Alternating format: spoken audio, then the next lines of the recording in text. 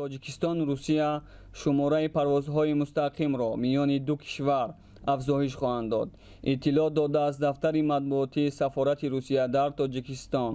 ҳамин тариқ ширкати русии Youth Airlines санаи 31 август 2, 4 ва 5 сентябр парвозҳо аз Москав ба Душанберо анҷом медиҳанд. аз 7 сентябр парвозҳо дар масири Москав-Душанбе ҳамарӯза анҷом дода мешаванд. парвозҳо аз Душанбе ба Москав тариқи ин ширкат рӯзҳои 1, 3, 5 ва 6 сентябр ва аз 8 сентябр ҳар рӯз ба нақша гирифта шудааст.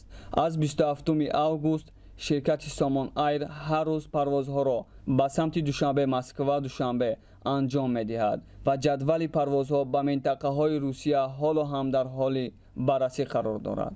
ширкати Ural Airlines нақша дорад ки ҳар ҳафта ба 38 самт парвозҳои мунтазам анҷом диҳад. ширкати ҳавоии Сибир нақша дорад ки ба 23 самт парвозҳои мунтазам анҷом диҳад.